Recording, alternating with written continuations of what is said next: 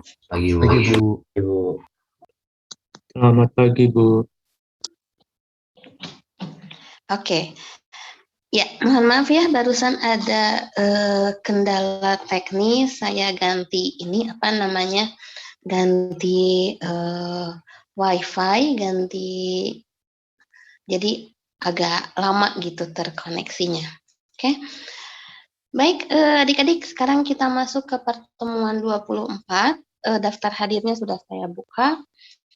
Silahkan segera diisi. Sambil adik-adik mengisi daftar hadir, kita akan mulai pertemuan 24 ini.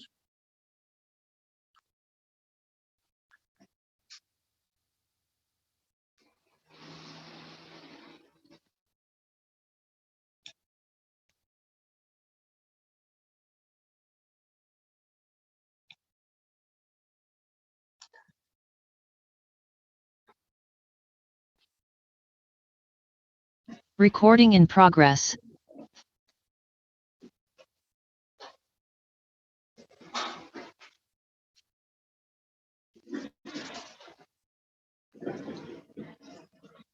Baik. Ya, hari ini kita masuk ke pertemuan 24, melanjutkan pertemuan minggu lalu ya. Kita masih membahas tentang volume benda putar yang dibentuk berdasarkan hasil perputaran dari partisinya. Minggu lalu kita sudah melihat bagaimana membentuk suatu volume benda putar dari metode yang dinamakan metode cakram ya, sehingga partisi itu selalu tegak lurus dengan sumbu putar dan tidak ada jarak keduanya, sehingga hasil partisi menghasilkan bentuk cakram sebagai partisi dari volume benda putarnya. Nah, hari ini kita akan melihat metode lain, ya, yaitu terkait dengan metode cincin dan metode irisan sejajar. Juga nanti kita akan melihat metode tabung, ya, di mana semua bentuk metode ini sebenarnya bergantung atas partisi terhadap sumbu putarnya. Baik. Kita lihat terlebih dahulu mengenai metode cincin, ya. Untuk memperoleh suatu bentuk cincin, kenapa diperoleh di sini bentuk cincin ya? Karena nanti hasil perputaran partisinya itu berbentuk sebuah cincin di mana cakram tetapi memiliki lubang di tengahnya. Ya, jadi bagian tengahnya ini kosong. Ya, bagian tengahnya kosong sehingga yang akan kita hitung volume partisinya adalah volume cincin yang berwarna biru ini. Nah, bagaimana metode cincin ini terjadi? Metode cincin terjadi jika daerah yang kita miliki ini misalkan suatu daerah D. Daerah D dibatasi oleh suatu selang X dari A sampai B, kemudian dibatasi oleh suatu kurva bagian atas, kita namakan kurva F, dan kurva bagian bawahnya kita namakan kurva G, sehingga Y-nya itu dari fungsi Gx ke fungsi Fx. Jika daerah D ini kita putar terhadap sumbu putarnya yaitu sumbu X, maka dari daerah D ini kita akan memperoleh suatu benda putar sebagai berikut. Ya, di mana kemarin kita sudah pernah lihat ya bentuknya seperti seperti suatu benda, misalkan bisa kita katakan kendi atau vas bunga begitu ya. Nah, hanya saja sekarang karena kalau adik-adik perhatikan di sini ya, antara daerah D dengan sumbu putarnya terdapat suatu area yang kosong. Ya, area kosong ini akan menyebabkan ruang kosong yang ada pada volume benda putar tersebut. Ya, sehingga jika kita perhatikan, ya akan ada area kosong sehingga partisi yang kita punyai, ya partisi setebal delta X kalau diputar terhadap sumbu X akan menghasilkan suatu cincin. Ya, karena ada ruang kosong, akibatnya nanti potongan-potongan benda ini akan berbentuk cincin. Terlihat ya dari bentuk penampangnya di sini berbentuk seperti cincin, sehingga satu partisi ini jika diputar terhadap sumbu X akan menyerupai suatu cincin. Cincin ini memiliki ketebalan delta X, di mana kalau kita perhatikan cincin ini akan dibentuk dari suatu lingkaran ya, di mana di sini sebenarnya kita punya dua buah lingkaran, katakanlah lingkaran luar dan lingkaran dalam. Ya, untuk membentuk volume ya yang berupa cincin ini, maka kita perhatikan ya di sini. Untuk partisinya itu sendiri ya, karena sumbu putarnya adalah sumbu X, maka kita punya dua buah jari-jari, yaitu jari-jari dalam dan jari-jari luar. Jari-jari dalam kita katakan sebagai suatu jari-jari yang terdekat ke sumbu putar. Ya, berarti di sini kalau kita perhatikan supaya kita bisa memperoleh ya tinggi partisi ini ya, maka ya tinggi partisi ini bisa kita peroleh dari ya jari-jari luar dikurangi jari-jari dalam ya, atau dalam hal ini jari-jari dalamnya adalah G, jari-jari luarnya adalah F ya. Sehingga ketika kita memperoleh tinggi partisi ini, maka kita akan menghitung melalui F dikurangi G ya, atau jari-jari luar dikurangi jari-jari dalam. Maka kita bisa memperoleh tinggi dari partisi itu. Dengan demikian ya, kita perhatikan tinggi partisi yang kita punyai adalah Fx min Gx. Dengan F-nya itu adalah jari-jari luar atau kurva terjauh dari sumbu putar, dan G-nya adalah jari-jari dalam atau kurva terdekat terhadap sumbu putar. Sehingga jika kita ingin melihat volume dari cincin ini, kita hitung sebagai volume cakram berjari-jari F dikurangi volume cakram berjari-jari G. Maka kita dapat memperoleh volume cincin ini. Dengan demikian, ya, volume cincin yang kita peroleh adalah tadi volume cakram dengan jari-jari luar Fx itu adalah Pi F kuadrat delta X, sedangkan volume cakram dengan jari-jari dalam adalah Pi kuadrat Pi G kuadrat kali delta X ya. Dengan demikian kita memperoleh volume cincin ini adalah Pi F kuadrat delta X dikurangi Pi G kuadrat delta X, atau kita tuliskan sebagai Pi F kuadrat min G kuadrat dikalikan dengan delta X. Ya. Nah, sehingga jika kita identifikasi, metode cincin ini digunakan saat partisi yang kita miliki itu tegak lurus terhadap sumbu putar yang ada.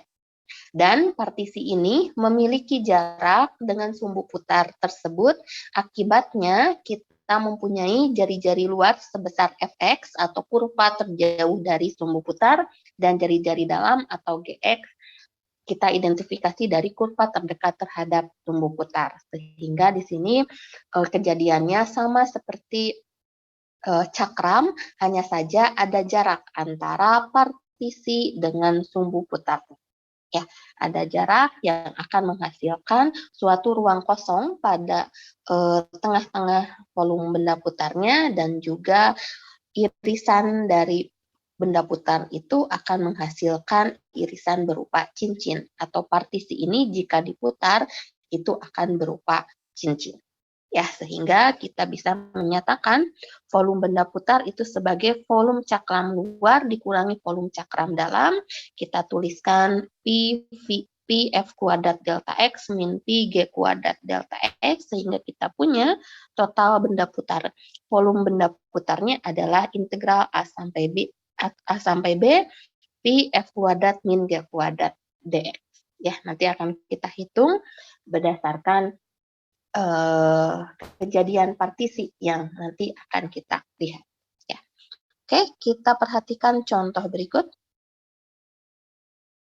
Diketahui sebuah daerah D dibatasi oleh kurva Y sama dengan 2 akar X, garis Y sama dengan X, dan X sama dengan 1.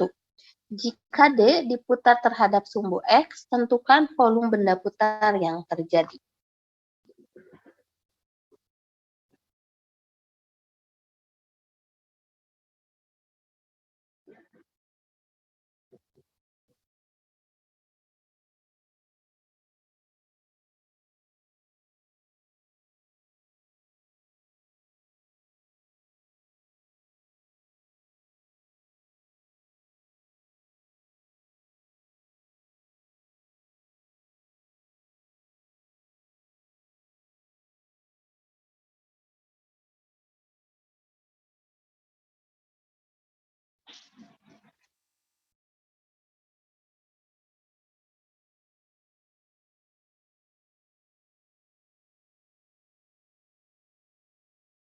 Oke, berarti pertama-tama kita harus menggambarkan dulu daerah D-nya supaya kita tahu ya, agar menjadi suatu metode cincin di sini partisi seperti apa yang akan kita ambil. Kita gambarkan terlebih dahulu di sini kalau kita identifikasi gambarnya ini daerah D-nya ada di kuadran 1 ya, karena melibatkan suatu bentuk kurva akar ya di situ. Oke. Y sama dengan 2 akar X. Berarti ini apa namanya? Dari grafik Y sama dengan akar X, nilai Y-nya 2 kali lipat ya. Sehingga mungkin kalau kita punya di sini X sama dengan 1 ya, maka akan berpotongan di Y sama dengan 2 ya? Betul? Betul, Bu. Oke, berarti kita gambarkan kurang lebih seperti ini ya. Nah, ini kita punya Y sama dengan 2 akar X. Kemudian Y sama dengan X. Kalau Y sama dengan X, ketika X sama dengan 1, dia berpotongan di 1,1 ya. Tuh. Nah, jadi seperti ini ya. Sehingga garis X sama dengan 1 kita dapat, nah ini. Daerah tertutupnya adalah daerah yang ini.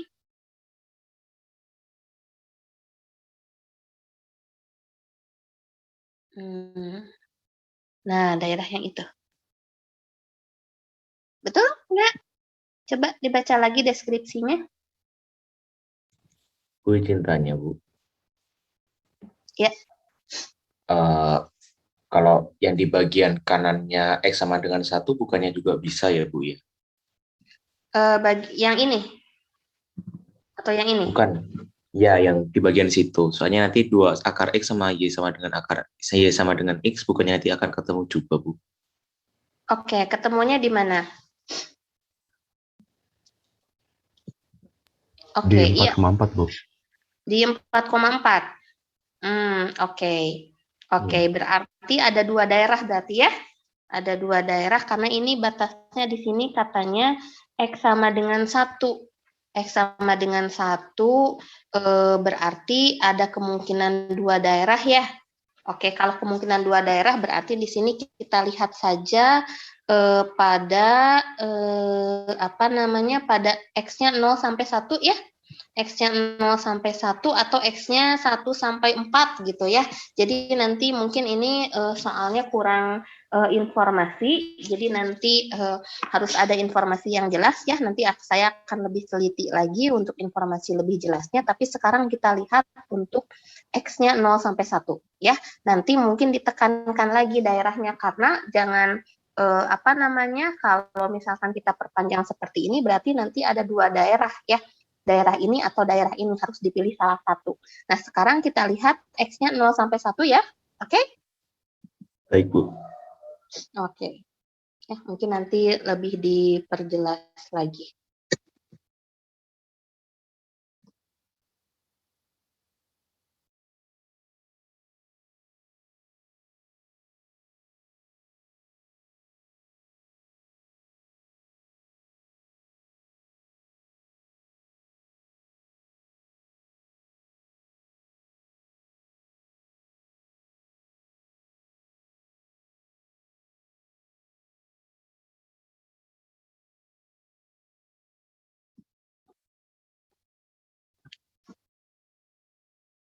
Oke.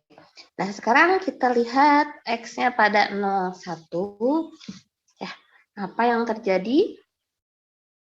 Sumbu putarnya adalah sumbu X. Oke. Sumbu putarnya adalah sumbu X. Maka partisinya vertikal atau horizontal? Vertikal, Bu. Vertikal ya. Karena kita akan membentuk metode cincin. Ya, di sini kita akan bentuk metode cincin, dan metode cincin itu partisinya sumbu putarnya horizontal supaya tegak lurus ya, partisi dengan sumbu putar, maka kita ambil partisinya adalah partisi vertikal ya. Partisi vertikal di sini kita ambil. Oke. Nah, dan ada jarak nih, di sini ada kosong. Ya, di sini ada kosong. Nah, kira-kira bendanya seperti apa?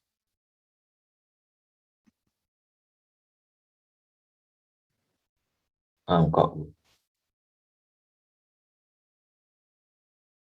Mangkok ya, betul, mangkok, tapi apa namanya, nanti ada bolong di tengahnya dan ini lurus gitu ya. Kira-kira seperti itu.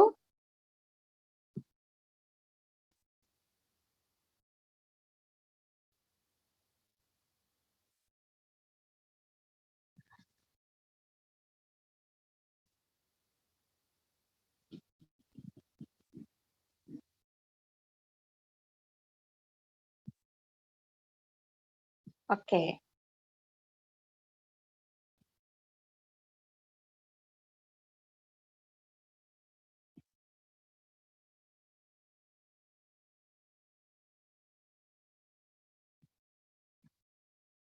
Ya, jadi kita punya sebuah mangkok.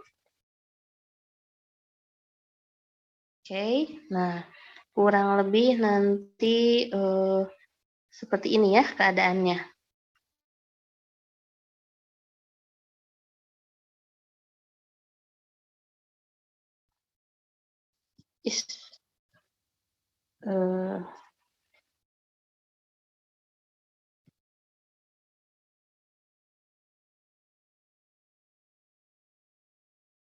Nah, ya, tapi mangkoknya mungkin tengahnya kosong begitu ya.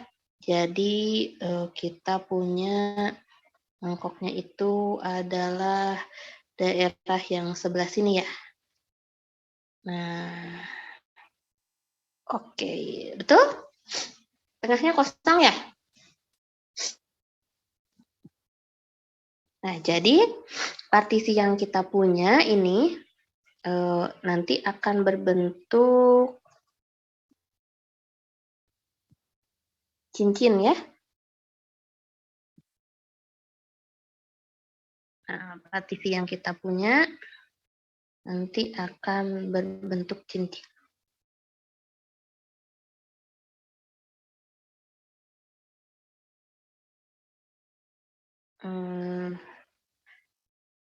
Nah, kira-kira seperti itu ya.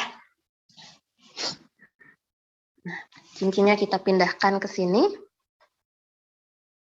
Lalu nanti kita identifikasi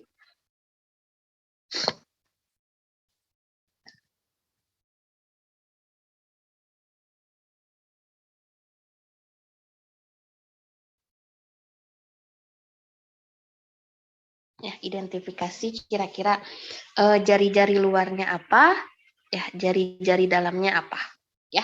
Nah, kalau diperhatikan di situ untuk jari-jari luar berarti kita ambil kurva terjauh ya dari sumbu putar, kurva terjauh dari sumbu X.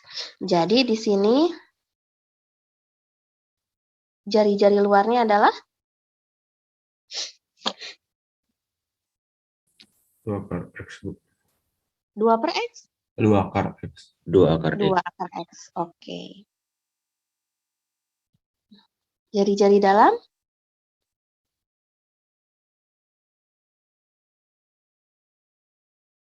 Y sama dengan X. Y sama dengan X, oke. Yang ini Y sama dengan apa namanya? Ini Y sama dengan 2 akar X, ini Y sama dengan X ya. Oke.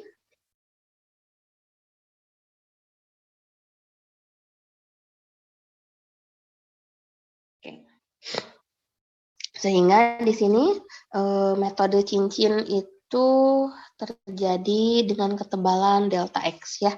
Jadi ini ketebalannya delta X, jari-jari luarnya 2 akar X, jari-jari dalamnya Y sama dengan akar X ya. Sehingga kita bisa membentuk ya, delta VI-nya adalah menurut rumusan tadi ya, bisa langsung kita terapkan pi dikali jari-jari luar dikuadratkan dikurangi jari-jari dalam dikuadratkan. Delta X ya. Oke. Ini pakai indeks I boleh ya. Kadang saya juga lupa ya tidak pakai indeks X, tapi nanti karena penarikan integral bukan jumlah Riemann begitu ya. Sebenarnya di buku Purcell juga sudah tidak menggunakan XI lagi gitu ya, karena kita nanti akan langsung menarik integralnya ya. Nah, maka di sini kita dapat pi dikalikan 4x min x kuadrat kali delta x ya, betul?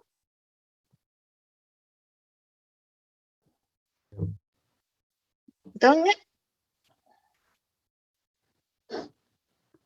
Iya, Bu. Ya, oke. Tarik sekarang integralnya.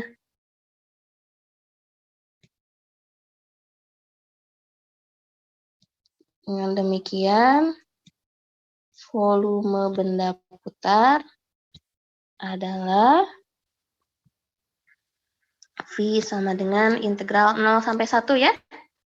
4x min x kuadrat dx yaitu 2x kuadrat min 1/3 x pangkat 3.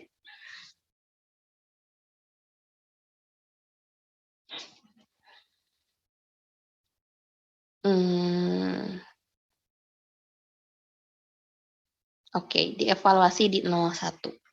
Maka kita dapat 2 min 1/3 min 0 ya. Jadi hasilnya adalah 5/3. Betul? Pi-nya lupa. Oke, pi-nya lupa di sini. Kita kalikan dengan pi, jadi kita punya 5/3 pi ya? Iya, Bu. Iya, oke. Ya, jadi kalau diperhatikan di sini, metode cincin ini terjadi tetap antara sumbu putar dengan partisi harus tegak lurus ya. Jadi kalau sumbu putarnya vertikal, sumbu putarnya horizontal, partisinya vertikal. Kalau nanti sumbu putarnya vertikal, berarti nanti partisinya horizontal ya. Dan perhatikan di situ pasti ada jarak yang bisa kita perhatikan, mana jari-jari luarnya, mana jari-jari dalamnya ya di situ. Oke, ya. Kemudian contoh lain.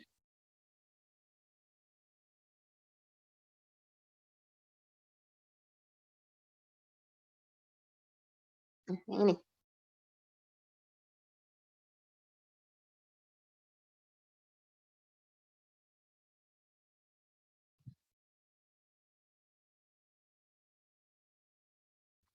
Diketahui daerah tertutup D dibatasi oleh kurva Y sama dengan akar X,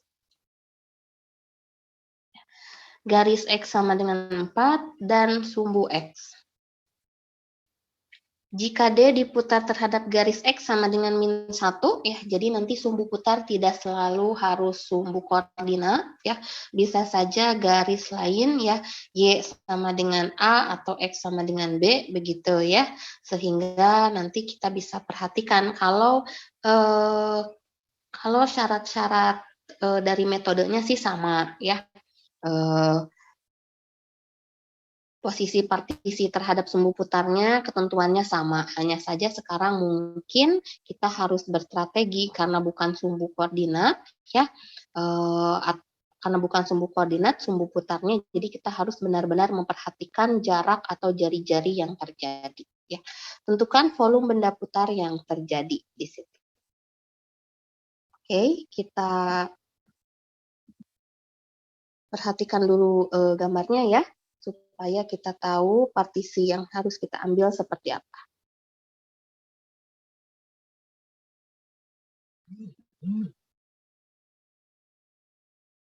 Oke, kurva Y sama dengan akar X.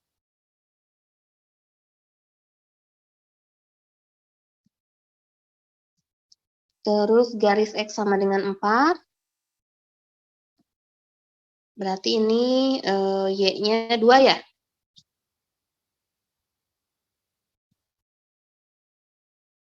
Dan sumbu X.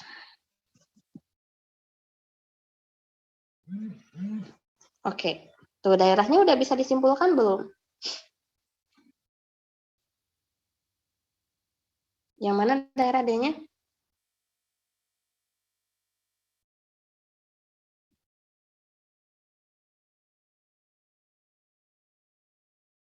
Yang mana daerah D-nya? Di bawah kurva Y dengan akar X bukan, Bu?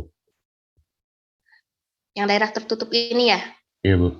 Karena harus daerah tertutup ya. Oke, kita ambil yang daerah tertutup, berarti itu informasinya sudah lengkap ya, informasi daerah. Oke.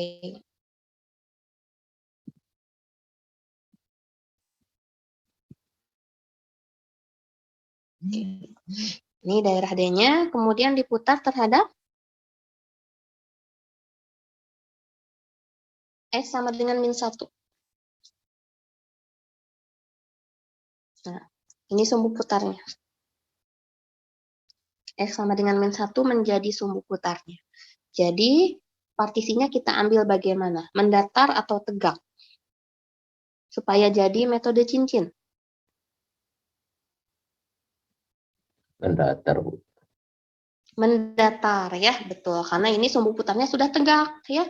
Sumbu putarnya sudah tegak, jadi kita ambil partisinya itu harus mendatar. Supaya metode cincinnya terjadi. Nah, ini dia partisinya yang akan kita ambil.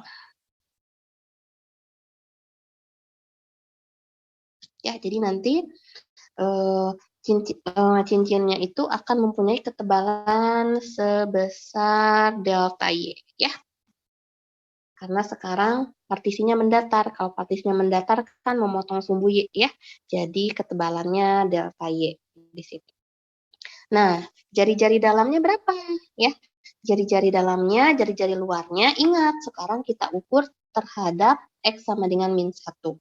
Nah, kita ketahui bahwa ya untuk jarak terhadap sumbu koordinat kan kita lebih mudah melihat jarak terhadap sumbu koordinat ya. Di sini sumbu koordinatnya adalah Y. Lalu di sini ada dua grafik, yaitu Y sama dengan akar X dan X sama dengan 4. Ya. Nah, berarti jarak dari sumbu Y ke kurva tersebut itu selalu X ya. Jadi dari sini ke sini itu selalu X ya. Saya ulangi. Dari sumbu Y ke kurva Y sama dengan akar X itu adalah X, berarti di sini X sama dengan Y kuadrat ya, betul? Iya, Bu. Oke, dari sumbu Y ke X sama dengan 4, nah ini juga jaraknya X, yaitu X sama dengan 4. Nah, sekarang jarak dari sumbu Y ke sumbu putar itu adalah 1. Ya, ini jaraknya 1. Oke, nah, ini jaraknya 1 di situ. Nah, jadi, apa namanya, kita bisa lihat di sini bendanya jadi benda seperti apa?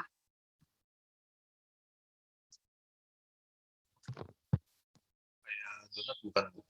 Jatuhnya. Ada yang sudah bisa membayangkan? Halo? Ya, Kayak donat, Bu. kayak apa? Kayak donat bukan, Bu, kurang lebih. Oke, betul. Kayak donat ya, kayak donat, tapi apa namanya? Tengahnya, tapi ujungnya itu lurus gitu ya. Ya. Mungkin kayak tabung gitu ya, kayak tabung tapi tengahnya itu melengkung gitu seperti ini. Ya, mungkin kayak gitu. Iya, mirip donat betul. Ini X sama dengan min 1. Jadi ketika kita punya di sini apa namanya, bentuknya betul seperti donat, tapi ujung-ujungnya lurus begini ya, karena kan ini X sama dengan 4. Berarti di sini di X sama dengan min 4 gitu. Ya jatuhnya. Betul nggak?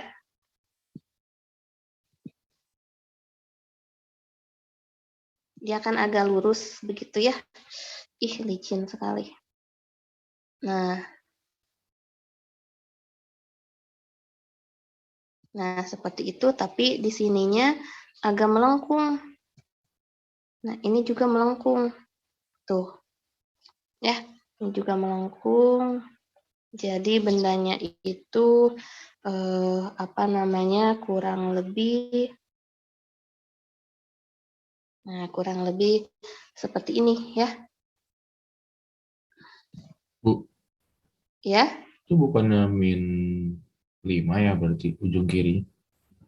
Kenapa? Oh iya, min 5 betul. Ya, sebentar ya. Oke. Ya, tapi bendanya betul ya, seperti ini ya, betul kayak donat tapi ujung-ujungnya itu lurus ya.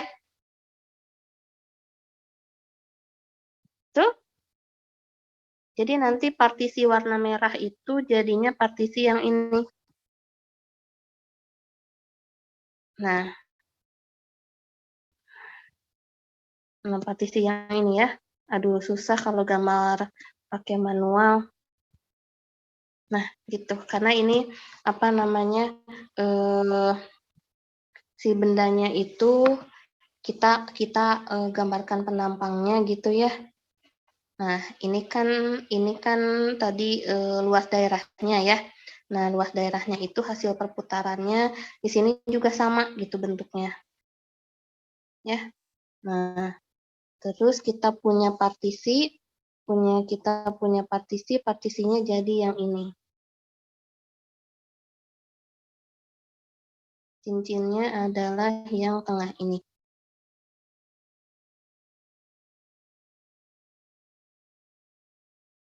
Nah, oke.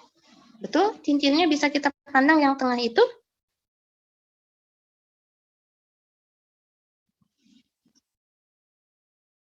Potongannya? Ininya kosong kan ya? Jadi seperti tabung tapi ininya melengkung gitu. Tengahnya itu ada lengkungannya. Jadi kalau adik-adik lipat kertas gitu ya, melingkar membentuk tabung begitu ya. Nah, tapi tengah-tengahnya itu enggak penuh. Tengah-tengahnya itu enggak penuh, ada semacam isinya gitu ya, tapi isinya itu dibentuk sedemikian rupa sehingga dia melengkung seperti ini. Nah, ininya bolong, atasnya bolong, nah tapi tengahnya ada melengkung. Begitu, ya. Oke. Nah, kita punya cincinnya sekarang adalah ya ini.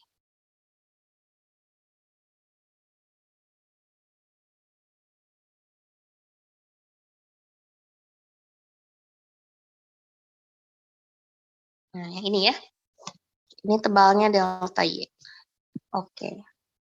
Jari-jari luarnya berapa kira-kira? Yang terjauh dari sumbu putar. Jari-jari luarnya berarti kita ambilkan yang X sama dengan 4, betul ya. Dari sumbu Y ke X sama dengan 4 jaraknya 4, dari sumbu Y ke sumbu putar jaraknya 1. Jadi jari-jari luarnya berapa? 5. 5, oke. Jari luarnya 5, ya. Oke, jari-jari dalamnya? 1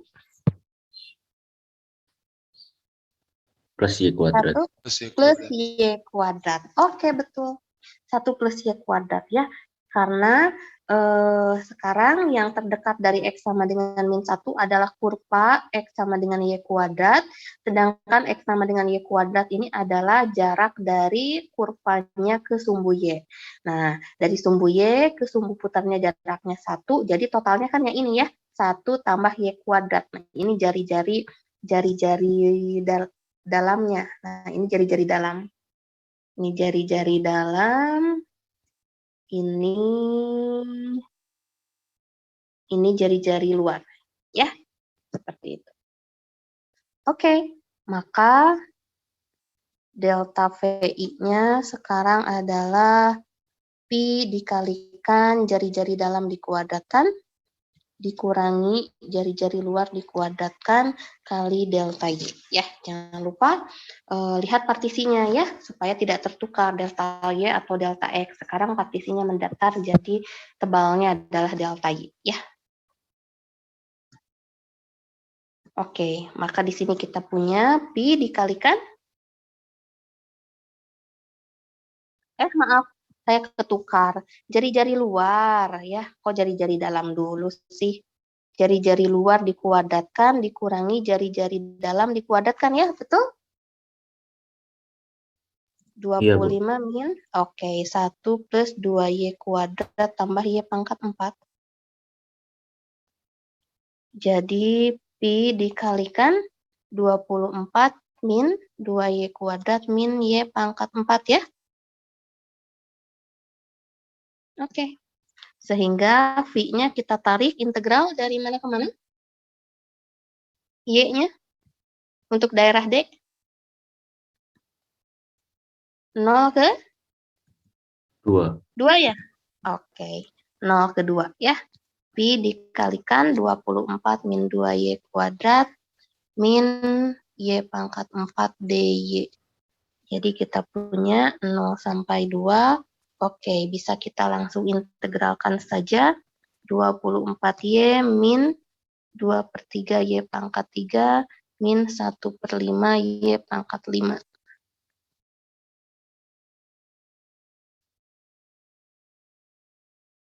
Nah, oke. Berapa hasilnya?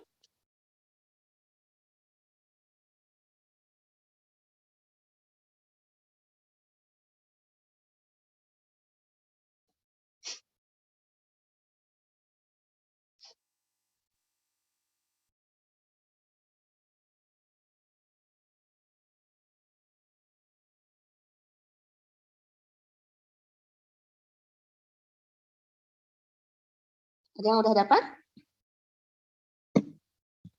Saya 363,3 Pi, Bu, kalau didesimalkan.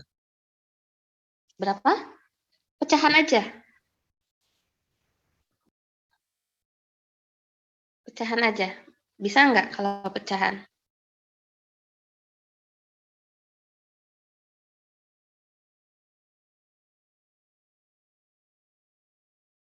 Sebentar, Bu, saya hitung. Kalau dalam pecahan Disamakan saya dulu nemunya 544/15 V, Bu. 544 per 15 V. Pi. Oke. Oke, per 15 betul ya. Per 15, iya. Ya, harusnya mungkin nanti Bilal juga dapatnya yang sama gitu ya, tapi tadi Bilal desimalkan. Oke, ya. Permisi, Bu. Ada yang ingin ditanyakan ya? Itu saya ingin bertanya, Bu, terkait itu perputaran bendanya itu bukannya min 6 sampai min 1 ya, Bu? Min 6 sampai min 1. Soalnya itu Jarak enggak apanya? simetris. Iya, gitu, yang min 6 min 1-nya jarak apa? Jarak antara yang di sebelah kirinya itu, Bu. Soalnya kan harus simetris ya, Bu. Iya, betul. X-nya ya? Iya, itu ada gap di antara min 1 sampai 0. Sedangkan yang Iya, di bagian betul. Ada kirinya gap min 1 sampai 0, berarti di sini min 5 sampai 4, betul? min 6 sampai 4, Bu, menurut saya. Kenapa min 6? Karena itu di Oh min iya. 1 sama 0 ada gapnya, Oh iya, sedangkan yang di betul, bagian betul. kirinya nggak ada. Oh, oke, betul. Sebentar. Oke, ini min 6. Oke, saya juga gambarnya ini sebentar, ini saya ganti dia ada di sini. Iya, betul. Oke, betul. Di sini ya. Ini X sama dengan min 1, ini min 6. Sip. Oke. Terima kasih.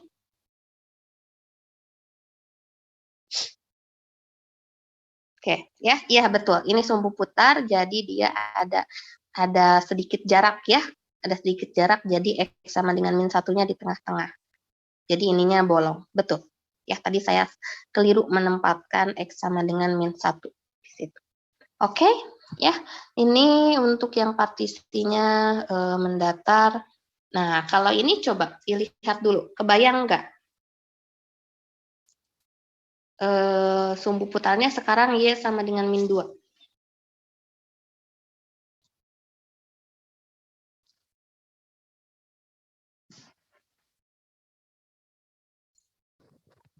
Bayang, Terbayang? terbayang, Bu.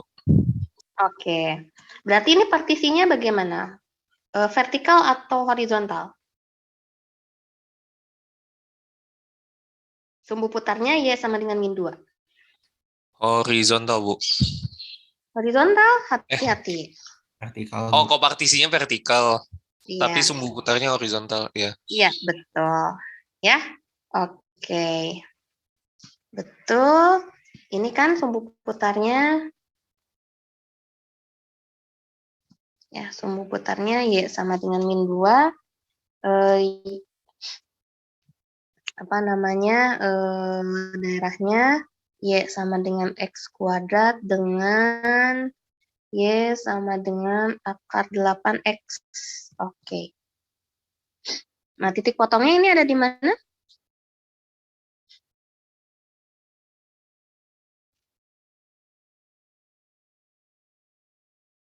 Ada di 2,4 Bu. 2,4. Sip. 2,4. Nah, partisinya betul ya, karena sumbu putarnya horizontal, jadi partisinya harus vertikal supaya jadi metode cincin, ya. Supaya jadi metode cincin, partisinya harus vertikal. Oke, sip. Nanti lanjutkan ya, lanjutkan cari jari-jari dalamnya berapa, jari-jari luarnya berapa. Mungkin sudah ada yang nebak ya. Nah, ini lihat, ini perhatikan, dia adalah Y sama dengan X kuadrat. Nah, dari sumbu dari sumbu X ke Y sama dengan min 2, jaraknya adalah 2. Sedangkan untuk kurva atas, jarak terhadap sumbu X-nya adalah Y sama dengan akar 8X ya, di situ. Jadi nanti sudah kelihatan itu jari-jari dalamnya sama jari-jari luarnya berapa? Oke, ada yang tahu kalau ingin metode cincin di situ jari-jari luarnya dulu berapa? Cari grafik paling jauh dari sumbu X, nah ditambah 2 karena sekarang jarak dari sumbu X ke sumbu putarnya adalah 2. Akar 8X plus 2, bukan, Bu? Oke, jari-jari luarnya akar 8X 8X, plus lalu ditambahkan 2. tambahkan 2. Oke, jari-jari dalamnya X kuadrat plus 2. X kuadrat Kuadrat plus 2. Oke, sip. Jadi nanti tinggal dimasukkan ke rumus ya. Pi dikalikan jari-jari luar dikuadratkan, dikurangi jari-jari dalam dikuadratkan, dikalikan delta X. Karena sekarang cincinnya cincin yang berdiri begini ya.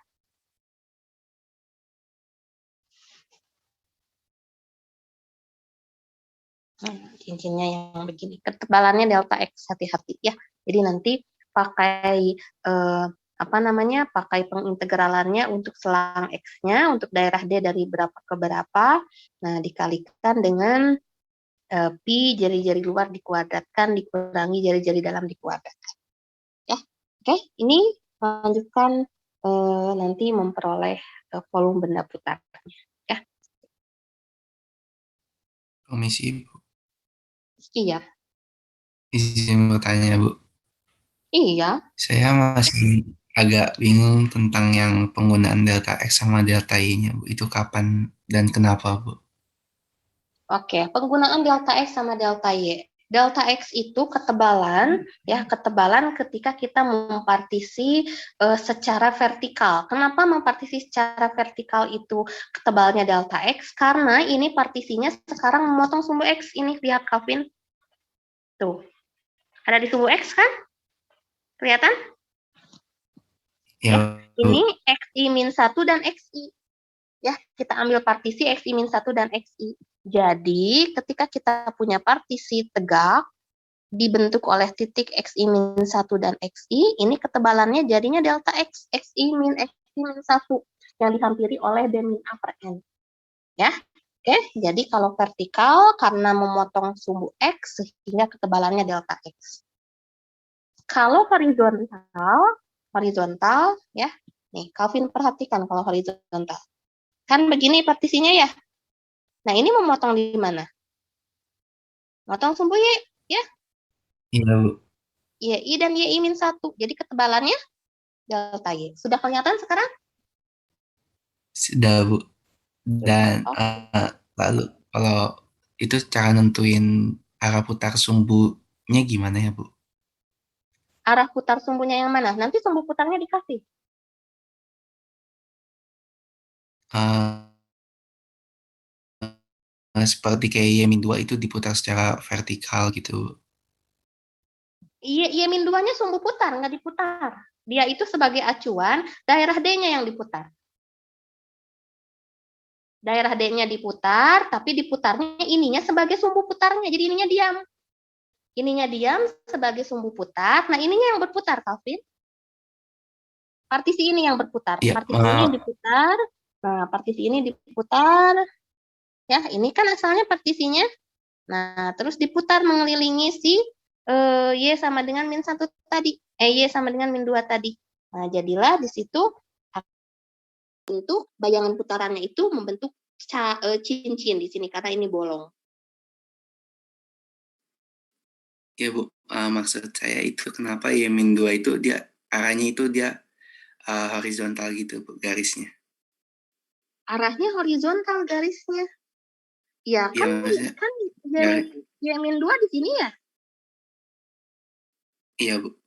Iya, titik Y-2 di sini kan berarti garis Y sama dengan min 2 adalah garis lurus yang sejajar dengan sumbu X karena X-nya itu yang bergerak, Y-nya tetap selalu min 2. Begitu. Jadi dia pasti lurus seperti ini. Begitu maksud Calvin? Iya, Bu, maksud saya itu, ya. Iya, kan ya? Betul nggak? Garis Y sama dengan min 2 garisnya seperti ini ya. Karena untuk semua X nilai Y-nya selalu tetap min 2, betul? Betul, oh, iya, Bu. Iya. Terima kasih, Jadi, Bu. begitu ya. Sip.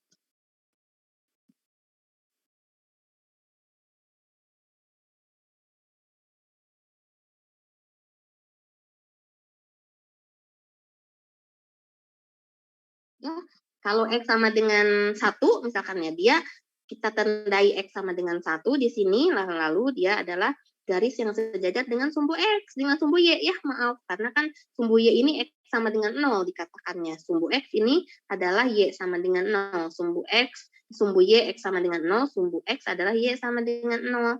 Jadi garis Y sama dengan A itu adalah garis yang memotong Y sama dengan A dan dia sejajar dengan sumbu X, ya. Oke, jelas ya? Oke, ada lagi pertanyaan?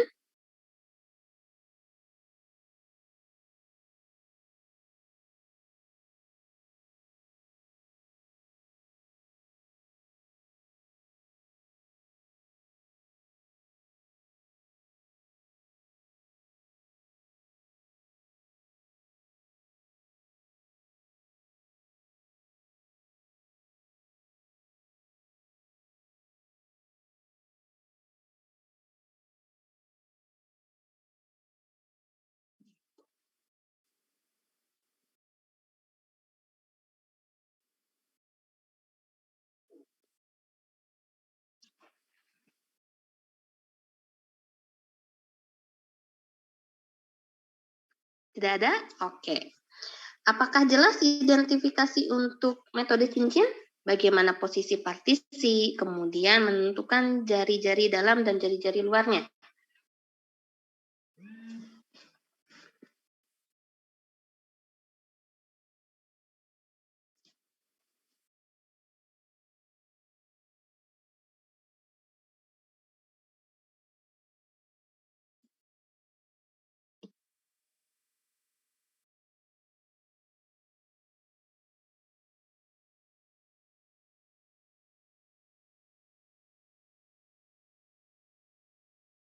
Insya Allah jelas, Bu. Oke. Nah, ini nanti diselesaikan ya, diselesaikan sampai ketemu volume benda putarnya. Oke. Nah, sekarang kita perhatikan mengenai volume benda putar yang kita hitung berdasarkan metode irisan sejajarnya.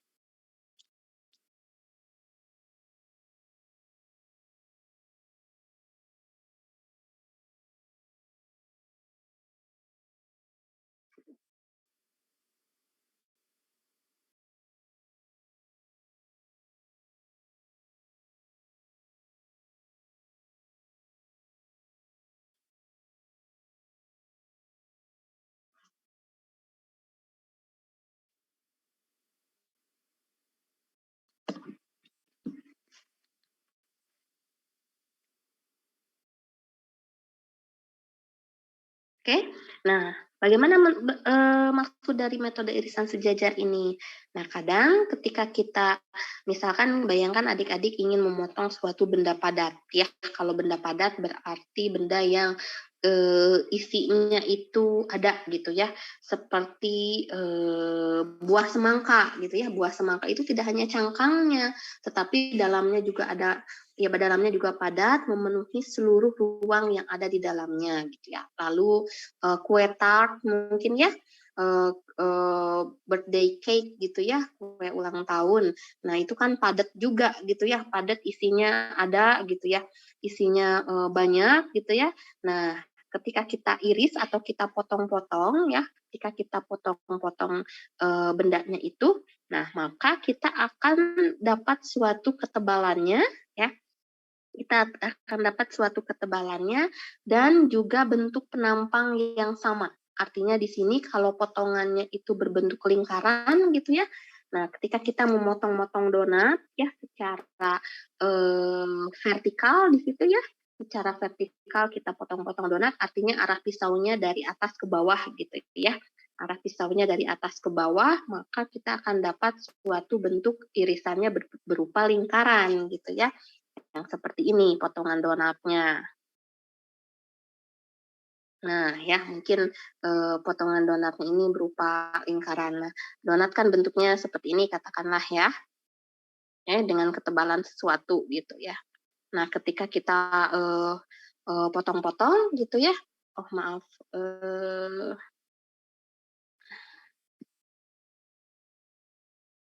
nah katakanlah seperti ini gitu ya. Nah, ketika kita potong-potong secara horizontal di bagian ini gitu ya, katakanlah, nah kita potong, ya kita potong. Nah, nanti kan potongannya ini mungkin akan dipenuhi oleh bentuk-bentuk lingkaran gitu ya. Bayangannya seperti itu. Gitu. Oke, saya hapus jelek banget. Nah, kita lihat sebelah sini ya. Nah, katakanlah ada sebongkah benda gitu ya, yang kita potong-potong arah horizontal, jadi irisannya itu, mengirisnya itu dari atas ke bawah, maka kita dapat katakanlah potongannya bentuknya seperti ini. Ya. Nah, kalau kita ambil potongannya, ya kita ambil potongannya, maka di sini kita akan memperhatikan bahwa bentuk, istilahnya bentuk penampangnya gitu ya. Nah, bentuk penampangnya ini, nah yang di depan sama yang bentuk yang di belakang itu sama ya. Nah, karena ini potongan yang seragam.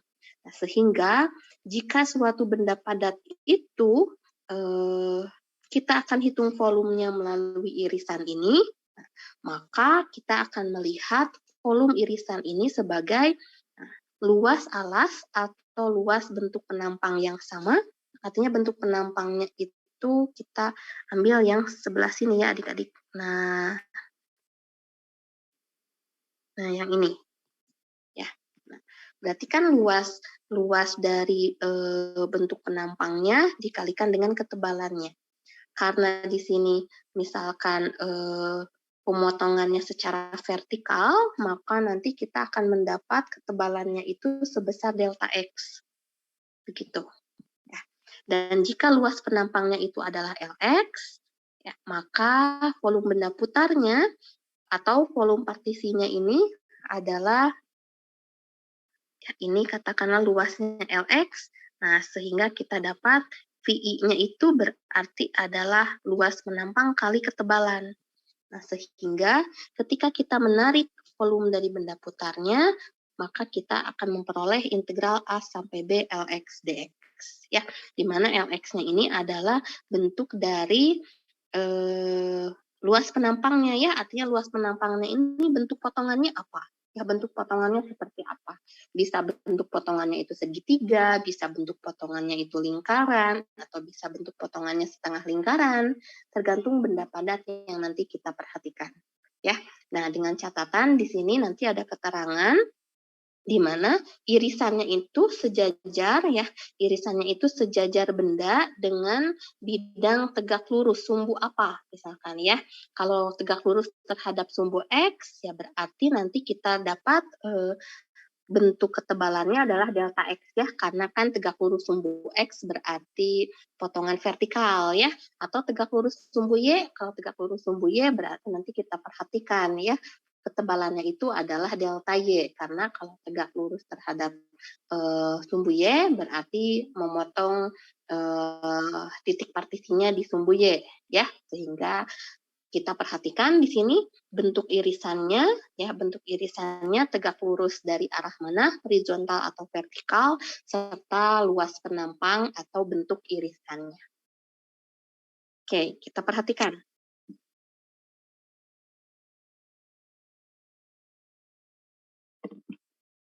Alas sebuah benda adalah daerah yang dibatasi kurva Y sama dengan akar X.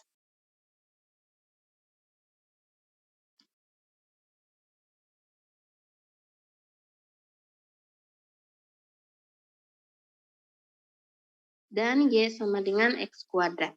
Penampangnya tegak lurus sumbu X berbentuk setengah lingkaran. Ya, berarti ini slice-nya, potongannya itu potongan vertikal, ya. Potongan vertikal tegak lurus terhadap sumbu X. Kalau potongan vertikal tegak lurus terhadap sumbu X di sini bentuknya berbentuk setengah lingkaran. Jadi nanti kurang lebih bentuk potongannya kalau kita ambil, ya, potongan dari bendanya itu berbentuk setengah lingkaran. Kayak semangka kalau kita potong bagi dua, kemudian setelah dibagi dua kita potong-potong lagi, kan bentuknya ini setengah lingkaran, ya, seperti ini. Nah, ya, jadi kira-kira mungkin gambarannya begitu, ya. Nah, tapi kita lihat dulu bentuk bendanya ini jadi seperti apa alasnya.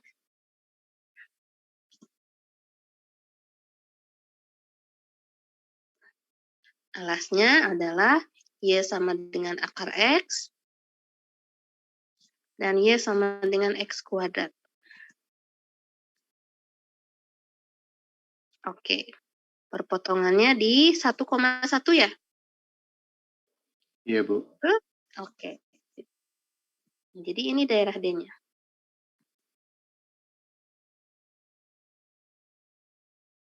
Ini alasnya. Ini alasnya, kemudian kita potong-potong vertikal. Ya, kita potong-potong tegak lurus sumbu X. Dan kalau diambil satu potongannya ini, ya, diambil satu potongannya, maka dia akan berbentuk setengah lingkaran. Ya, jadi potongannya saya simpan. Nah, ini potongan yang tadi, dan kalau potongannya diambil, bentuk penampangnya setengah lingkaran. Jadi ini ke atasnya bentuknya setengah lingkaran.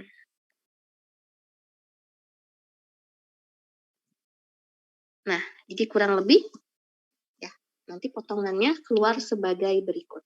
Ya, ketebalannya apa? Ketebalannya karena tegak lurus sumbu X, ya, jadi potongannya vertikal, sehingga ketebalannya di sini adalah delta. Nah, kemudian jari-jarinya kita lihat dari mana? Jari-jarinya kita lihat dari sini. Nah, karena ini setengah lingkaran, jadi nah ini kan diameter, ya, betul?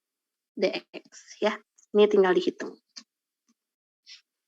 Jadi tinggal dilihat di situ adik-adik bentuk potongannya apa ya, lalu nanti kita akan melihat luas dari penampangnya itu berdasarkan bentuk potongannya ya. Nah, partisi di sana membantu kita untuk menentukan ukuran dari potongan penampangnya ya. Karena kan kita harus melihat ini ya, harus melihat istilahnya harus melihat luas penampangnya. Nah, luas penampang kan berdasarkan ukuran penampangnya ya. Kalau setengah lingkaran berarti luasnya kita harus cari jari-jarinya apa ya. Seperti itu.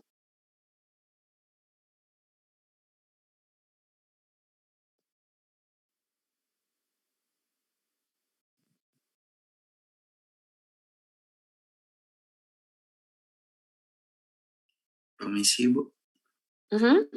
Itu saya izin mau tanya, itu kalau kita tahu lingkaran itu biasa dari soal gitu ya, Bu? Iya, Bentuknya. betul. Nanti dikasih tahu bentuknya. Iya, nanti dikasih tahu bentuknya. Selalu dikasih tahu. Oke, baik. Terima kasih banyak, Bu. Ya, sama-sama Kak Afin.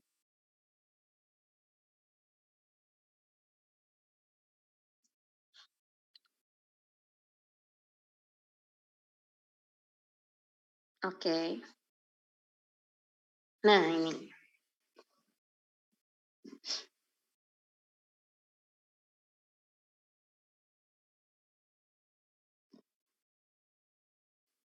Alas sebuah benda adalah daerah di kuadran 1 yang dibatasi X kuadrat plus 4Y sama dengan 4.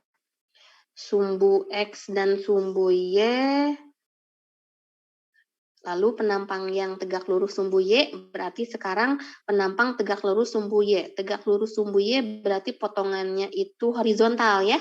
Horizontal sehingga tegak lurus sumbu Y berbentuk persegi. Tuh, dikasih tahu ya, bentuk potongannya persegi. Jadi nanti cari sisi, kita harus punya sisi persegi supaya bisa tahu luas perseginya berapa. Tentukan volume benda tersebut. Oke, kita lihat dulu alas bendanya.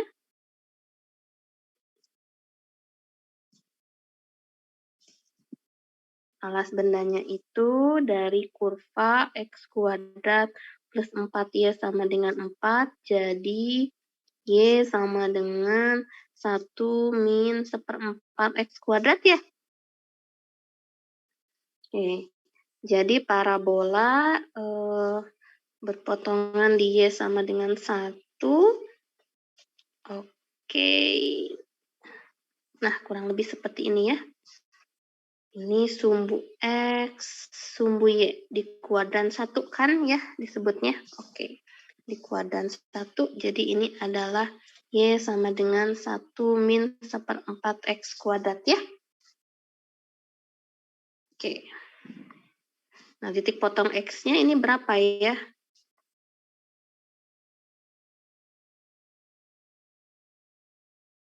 2 ya? 2, Bu. Oke.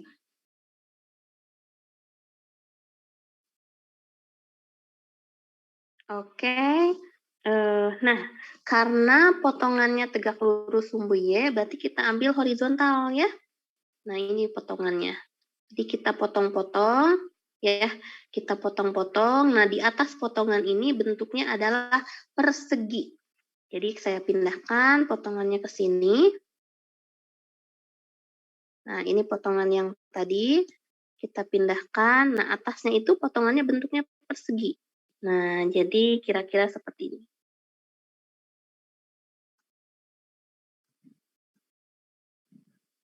Nah, gitu ya. Oke.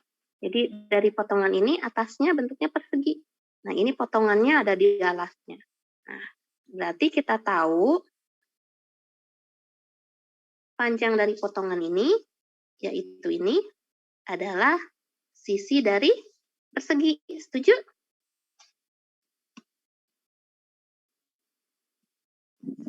Sisi dari persegi, setuju? Setuju nggak? Iya, Bu. Ya, Bu. Iya. Iya, Bu. Sip. Oke, karena kan dari partisi ini gitu ya, partisi ini nih ya, bentuk ke atasnya persegi. Jadi sisinya adalah sama dengan panjang partisi ya. Dengan panjang partisi. Nah, berapa kira-kira sisinya di situ? X sama dengan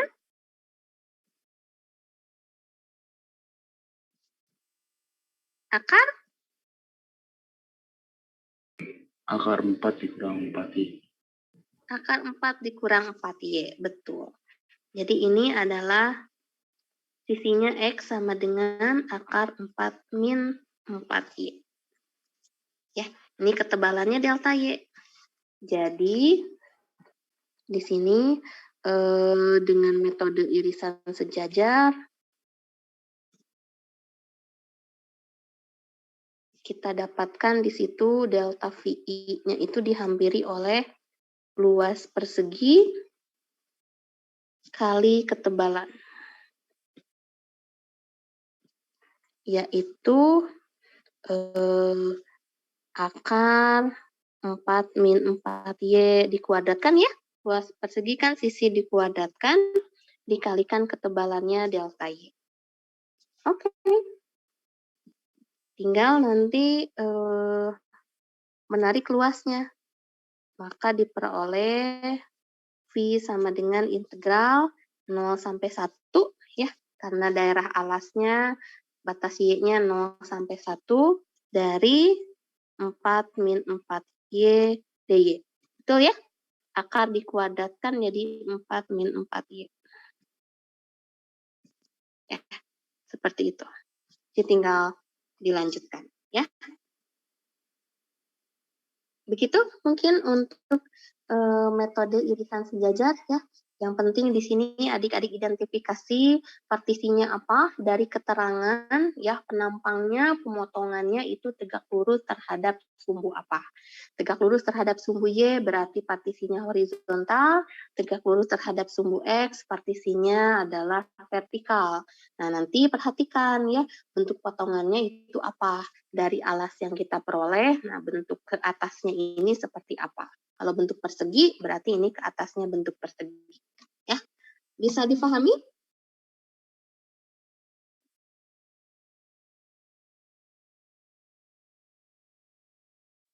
Insya Allah, Bu. Insya Allah, oke.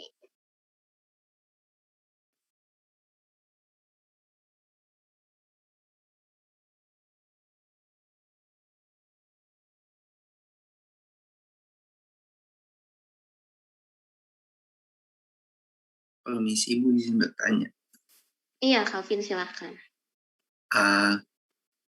Cara kita membedakan soal yang menggunakan metode cincin, cakram, atau irisan sejajar itu bagaimana ya, Bu? Cara membedakan metode cincin, metode cakram, sama irisan sejajar. Kalau metode cakram dan metode cincin, identifikasi dari sumbu putarnya ya, seperti yang sering saya tekankan kepada adik-adik ketika kita mengidentifikasi masing-masing cirinya ya. Nah, ini kan saya selalu tekankan di sini ya, ciri-cirinya apa? Kenapa metode cincin itu terjadi? Metode cincin terjadi saat ya, perhatikan ya partisinya. Partisi dengan potongan harus tegak lurus. Jadi kalau maksudnya partisi dengan sumbu putar harus tegak lurus. Jadi kalau sumbu putarnya ini horizontal, partisinya harus vertikal. Dan untuk metode cincin ada jarak di sininya. Ya, ada jarak. Kalau metode cakram, partisi dengan sumbu putarnya itu sama-sama tegak lurus, tetapi kalau metode cakram, partisinya nempel di sumbu putar. Nah, ini sumbu putar. Nah, partisi itu nempel di sini. Ya, tidak ada jarak. Ya, ini cakram. Kalau cakram, karena kan harus penuh. Ya, harus penuh kalau cakram. Ya, ininya harus penuh, tidak ada yang bolong, jadi partisinya harus nempel terhadap sumbu putar. Partisi dan sumbu putarnya tegak lurus. Cincin juga partisi dengan sumbu putarnya ini tegak lurus, partisi dengan sumbu putar tegak lurus, tetapi ada jarak. Karena kalau cincin harus ada bolong di sini. Ya, kalau metode irisan sejajar di sana dikasih tahu ya potongannya misalkan tegak lurus sumbu X atau tegak lurus sumbu Y dan ada identifikasi bentuk potongannya. Persegi, setengah lingkaran, segitiga sama sisi dan sebagainya. Ya. Begitu Calvin cara identifikasinya? Sudah kebayang belum? Sudah, Bu. Berarti emang kita harus kalau ketemu soal seperti ini kita harus menggambarkannya. Betul, harus menggambarkannya ya. Oke, baik Bu. Terima kasih banyak. Oke. Sip. Ya. Jadi nanti lihat kasus per kasusnya ya, biar mudah. Harus diidentifikasi ya. Oke. Nah, yang terakhir, kenapa? Kenapa, Ivan? Enggak ada, Bu. Oh, nggak ada. Oke. Nah, yang terakhir tentang volume benda putar itu ada satu metode lagi dinamakan metode kulit tabung. Ya, metode kulit tabung juga bisa kita identifikasi dari bentuk partisi dan sumbu putarnya, ya, sehingga di sini potongannya atau partisinya ketika diputar terhadap sumbu putar itu berbentuk kulit tabung. Nah, bagaimana kulit tabung itu terjadi? Kulit tabung itu terjadi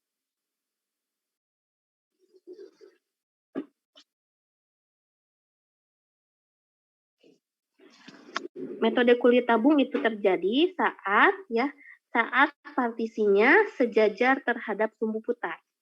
Jadi di sini untuk metode kulit tabung perhatikan ya, saat partisinya sejajar terhadap sumbu putar. Jadi kalau kita punya sumbu putarnya misalkan sumbu Y begitu ya.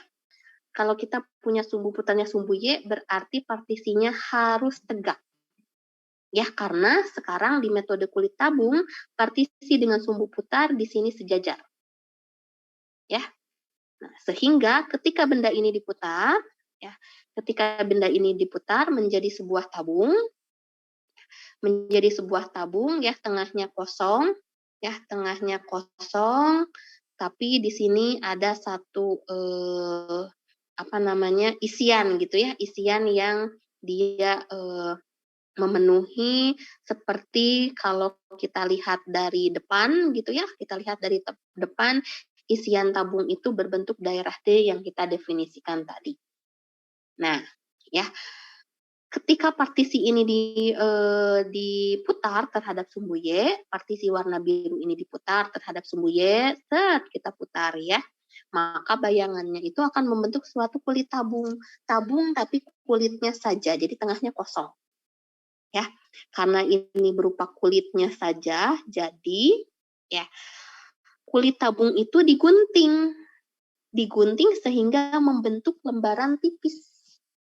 Ya, membentuk lembaran tipis. Jadi misalkan saya gunting, kalau gunting kayak adik-adik punya gulungan kertas gitu ya. Terus gulungan kertasnya itu kita gunting. Nah, dia akan membentang menjadi suatu kulit gitu ya. Nah, membentang menjadi suatu kulit yang ketebalannya itu adalah delta X dalam kasus ini ya. Nah, ketebalannya adalah delta X. Karena ini dari panjang partisinya ya. Itu dari ketebalan partisinya delta X. Jadi si tabung ini ya, si kulitnya ini tebalnya adalah delta X. Setelah kita gunting membentang seperti ini. Ya, jadi lembaran yang tipis dengan ketebalan delta X. Sehingga bagaimana kita menentukan luasnya? Berarti luasnya adalah karena bentuk lembarannya sekarang bentuknya persegi panjang, yang ini ya, tebalnya delta X, maka luas persegi panjang kali delta X. Nah, luas persegi panjang ini kalau kita perhatikan, panjangnya itu adalah hasil guntingan dari keliling lingkaran. Ya, jadi kalau ini digunting, kerak aja digunting di sini gitu ya. Digunting di sini, nah jadinya membentang seperti ini, ya. Nah kalau digunting, kemudian membentang seperti ini, maka ini sama dengan keliling lingkaran, ya. ini keliling lingkaran, yaitu 2πr. Nah, yang ininya apa? Lebarnya apa? Lebar persegi panjangnya. Lebarnya ini adalah tinggi dari kulit tabung. Ya, tinggi kulit tabung berarti ini. Tinggi kulit tabung atau tinggi kulit tabung itu sama dengan tinggi partisi. Ya, jadi tinggi kulit tabung ini artinya tinggi partisi juga ya. Tinggi partisi. Tinggi partisinya apa? Kalau kita lihat dalam kasus ini, tinggi partisinya itu adalah fungsi fx. Ini kan y ya. Jadi kalau kita perhatikan ya, tinggi kulit tabungnya adalah fx. Nah, jari-jarinya apa? Jari-jarinya itu adalah, nah ini ya, nih jari-jarinya ini kan, ini jari-jari.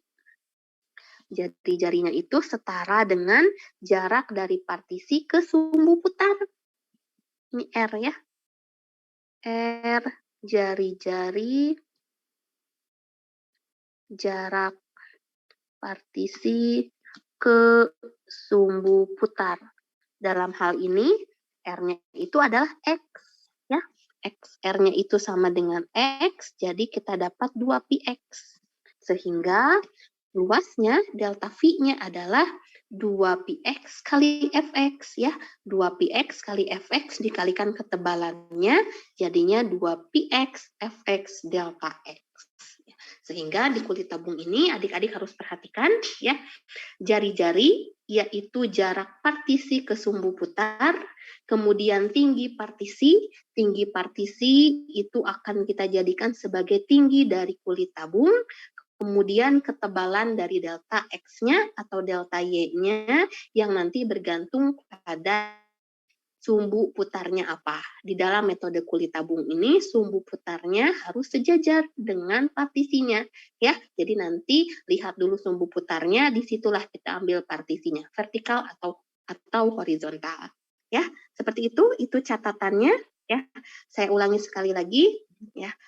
Metode kulit tabung terjadi jika partisinya sejajar dengan sumbu putar, sehingga harus perhatikan sumbu putarnya ada di mana. Kemudian, ya, karena volume dari kulit tabung bergantung atas lembaran yang tipis dengan suatu ketebalan, ketebalannya ini nanti ditentukan dari partisinya, ya. Partisinya ditentukan dari sumbu putarnya yang harus sejajar antara partisi dengan sumbu putar. Ya, nah lembaran itu dihitung berdasarkan keliling lingkaran dikalikan tinggi partisi ya, karena kita potong ya kulitnya kita gunting, jadi kulitnya itu membentang sehingga keliling lingkaran ini menjadi panjangnya. Kemudian R-nya ya, karena keliling lingkaran bergantung pada R-nya itu dicari dari jarak partisi ke sumbu putar. Ya, jarak partisi ke sumbu putar itu dijadikan R, jadi kita punya 2π. R adalah 2π kali jarak partisi ke sumbu putar dikalikan dengan tinggi kulit tabung yang sama dengan tinggi partisi. Ya, seperti itu yang harus diperhatikan di metode kulit tabung. Oke, kita coba.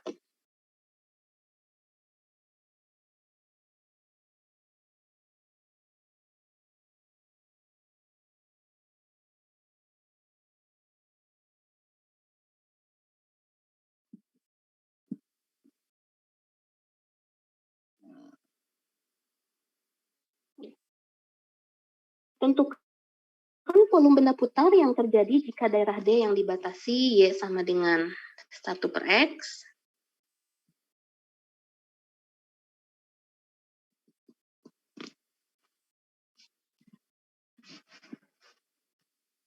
Y sama dengan 1/X, seperti ini ya gambarnya. X sama dengan 1, dan X sama dengan 4. Oke. Juga sumbu X. Nah, berarti kita sudah dapat daerah tertutupnya yang ini. Nah, daerah ini diputar terhadap sumbu Y.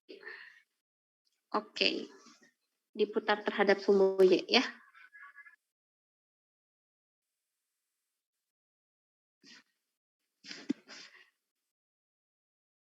Oke. Jadi kira-kira nanti potongannya seperti apa supaya kita bisa memperoleh kulit tabung? Vertikal atau horizontal? Vertikal, Bu. Vertikal. Oke. Kenapa Calvin vertikal? Sejajar sama sumbu putarnya. Sejajar dengan sumbu putarnya. Sumbu putarnya adalah sumbu Y ya. Jadi nanti potongannya harus tegak. Ya. Harus vertikal. Nah, nanti ini partisinya kita ambil satu partisi. Ya, jadi ketebalan dari kulit tabungnya adalah delta X ya. Ketebalan dari kulit tabungnya delta X. Oke. Bendanya kalau kita putar ya, bendanya kalau kita putar di situ akan menjadi tabung ya, seperti tabung.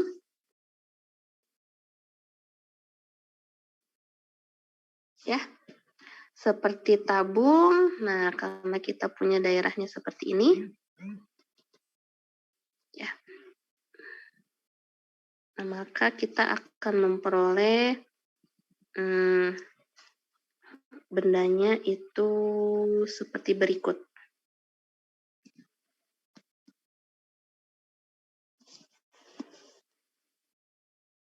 Nah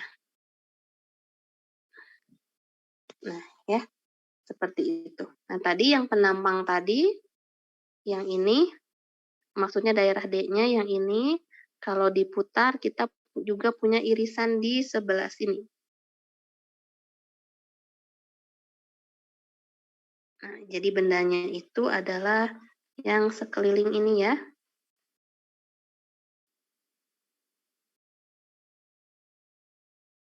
Nah, bendanya sekeliling ini, oke.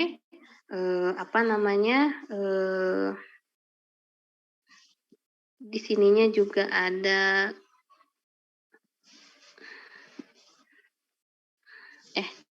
ya, pokoknya tengahnya itu bolong ya. Ininya ada isinya gitu.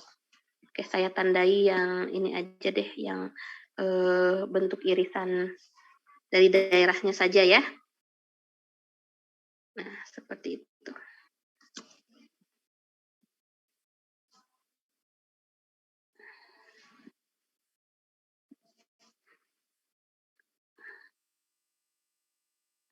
Nah, ya. Nah, nanti kan dari kulit tabung yang ini, nih, dari kulit tabung yang ini dihasilkan dari partisi yang tadi kita punya. Nah, kita punya kulit tabungnya kira-kira bentuknya seperti ini ya.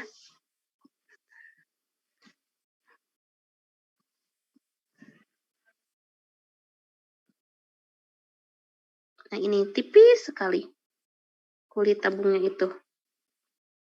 Ya, sehingga dia itu, benda ini menjadi kumpulan dari kulit-kulit tabung yang berkumpul.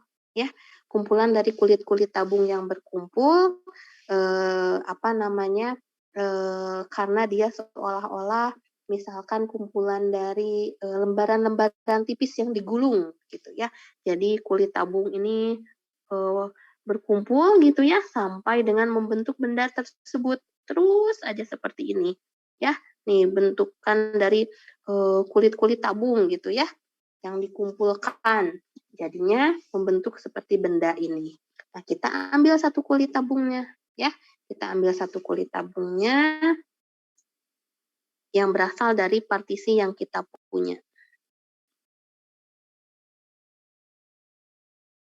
Nah, jadi tipis sekali ya.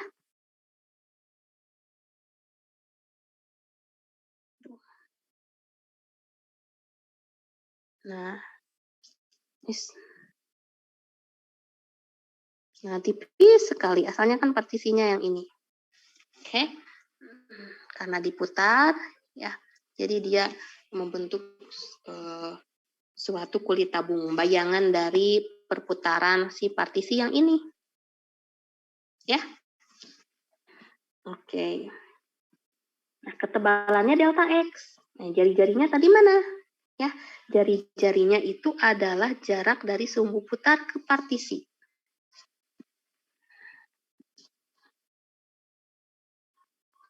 Jadi jari-jarinya itu adalah jarak sumbu putar ke partisi. Dalam hal ini kita dapat di sini jaraknya itu adalah X ya. Jadi jari-jarinya adalah X. Kemudian tinggi partisinya apa? Oke, tinggi partisi di sana adalah Y, yaitu Y sama dengan 1/X.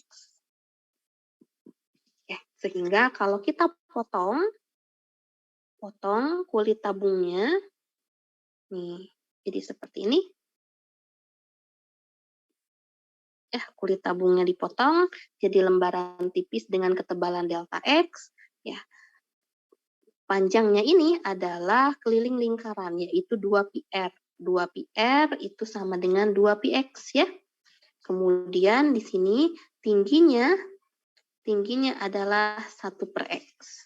Jadi kita dapat delta volumenya adalah 2πx dikalikan dengan tinggi 1/X kalikan ketebalan delta X.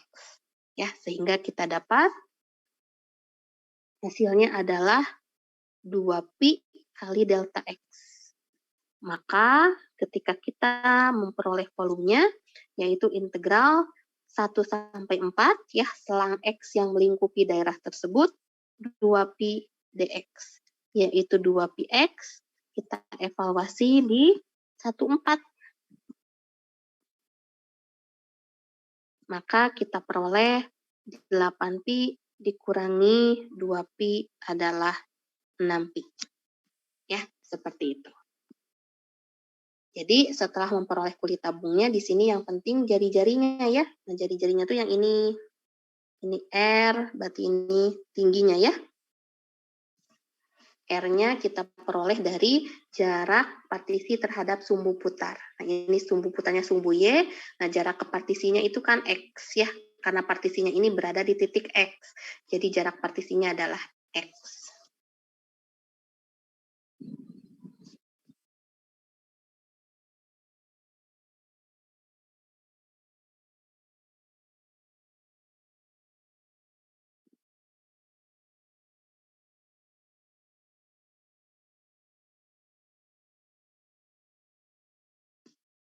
Oke, satu lagi.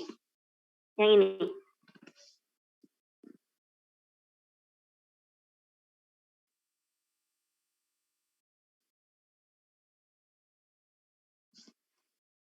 Daerahnya itu X sama dengan Y kuadrat. X sama dengan Y kuadrat. Kemudian Y sama dengan 1. Dan juga sumbu Y. Oke. Ini Y sama dengan 1. X sama dengan Y kuadrat. Dan sumbu Y atau X sama dengan 0 ya. Oke, jadi daerahnya adalah yang ini. Oke. Diputar terhadap sumbu X. Nah, diputar terhadap sumbu X. Berarti partisinya horizontal atau vertikal? Horizontal.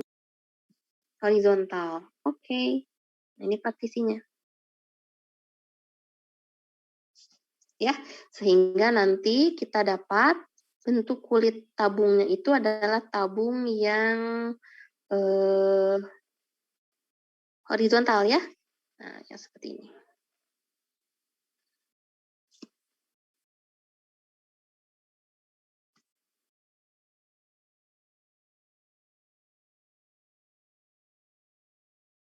Oke. Ya, kurang lebih begitu. Nah, kalau kulit tabungnya kita buka, maka akan jadi lembaran yang ketebalannya berapa?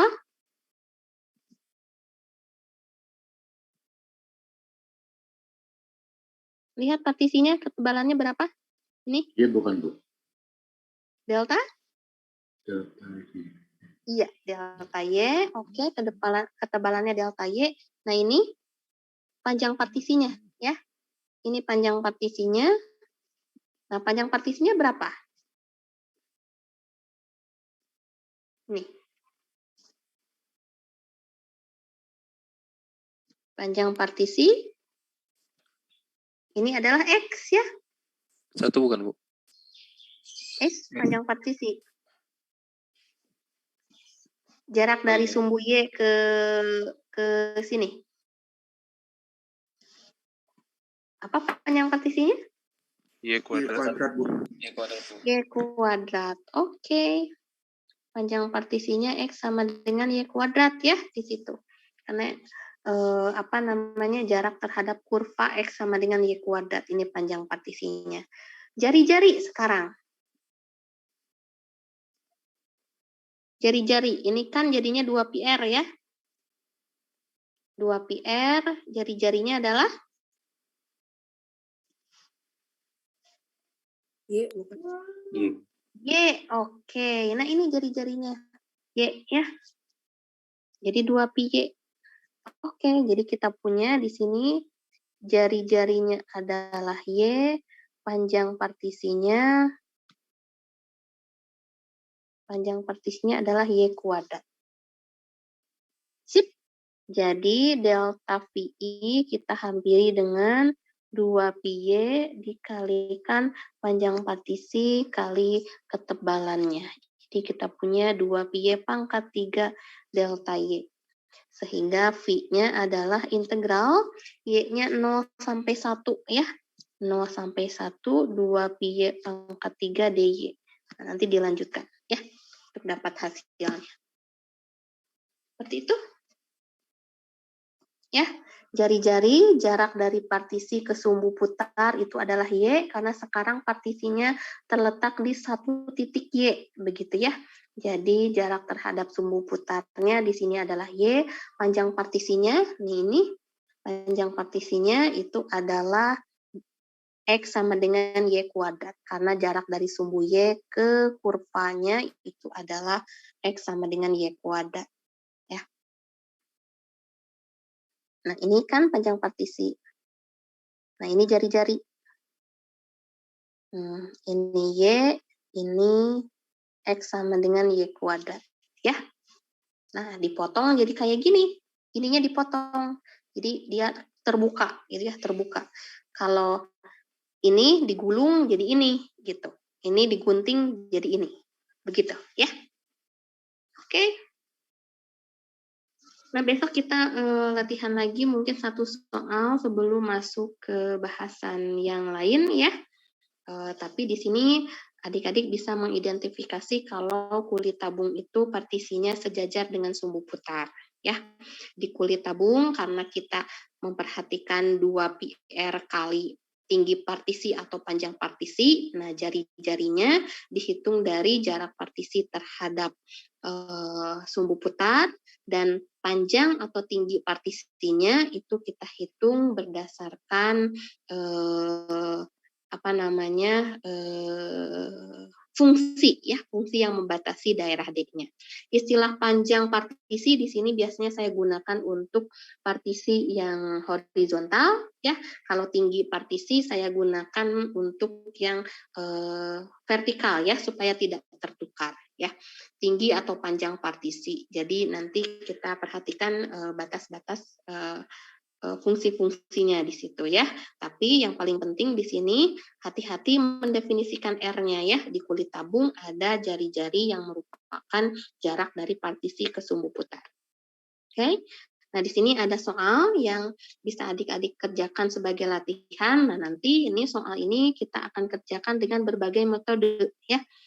Soal ini kita akan kerjakan dengan berbagai metode supaya adik-adik bisa mengenali, ya, bagaimana menghitung volume benda putar yang sama dengan berbagai metode yang berbeda. Bisa dicatat untuk latihan ya, gunakan kalau metode cakram dan metode cincin itu tidak bisa sekaligus terjadi ya, karena mereka karakteristiknya sama.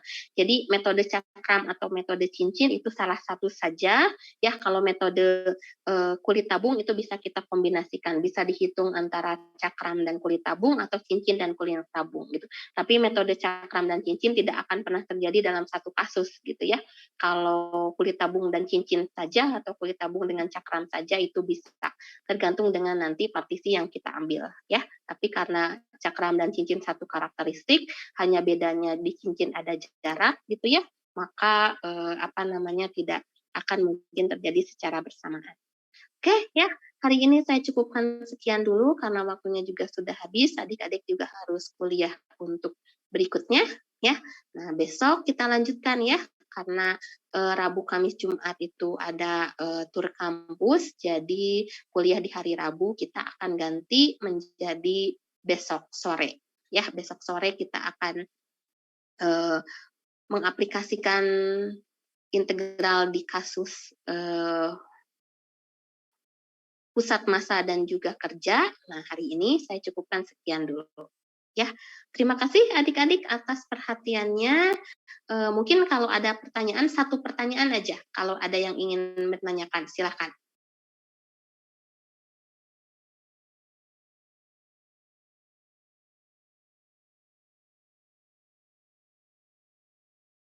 Belum ada?